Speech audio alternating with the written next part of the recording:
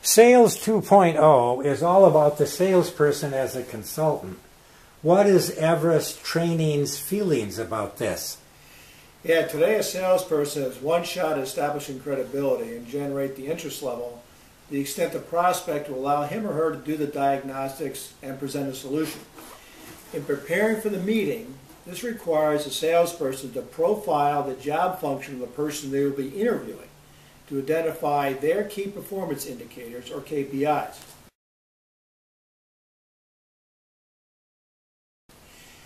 KPIs are the key things that people are responsible for as part of their jobs that directly reflect their knowledge, skills, and abilities. And because you are talking about their challenges, you are perceived as being customer focused. Plus, it drives the conversation to the language of business, measurable outcomes to support the logic and emotions of decision making.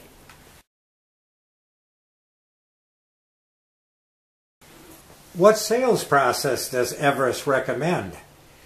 We train salespeople on what is called a calibration diagram.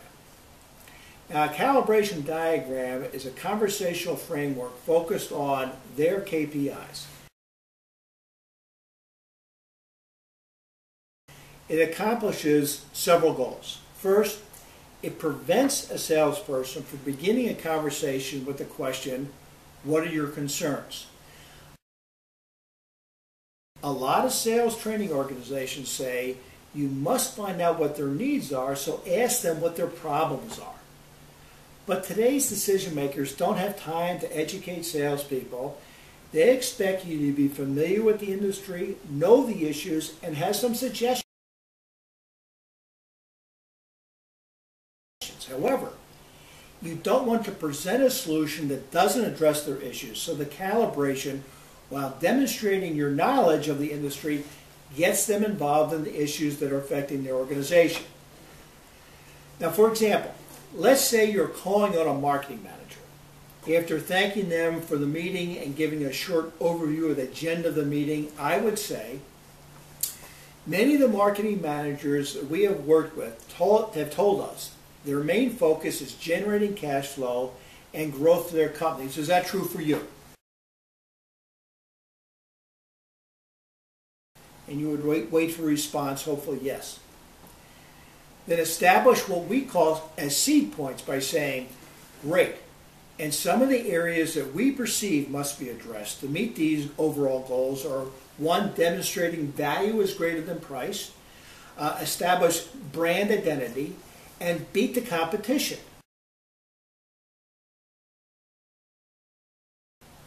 What other issues do you have to deal with to accomplish these goals? And on your diagram, which you can jointly look at with your prospect, are some blank lines 4 and 5. And as they contribute 1 or 2 issues, write them down. Okay, now looking at the issues we've listed, which is the most important to you? Which is second? Which is third? Okay, let's talk about the number 1 issue, or the A priority. And here you would engage in research dialogue with questions such as, what makes this your A priority? What makes that important to you? Where are you now? Where do you want to be? What issues have you taken so far to deal with the issue? What financials will be impacted by a positive solution? You would ask the same set of questions for issue priority B and C.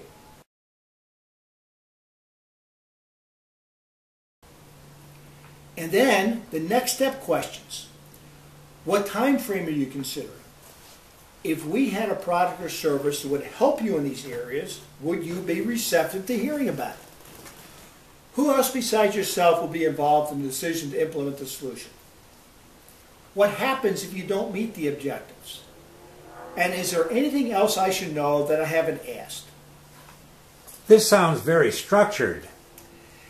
The initial setup of the calibration is structured to give direction to the discussion, ensuring that it is about their concerns and not a product feature dump.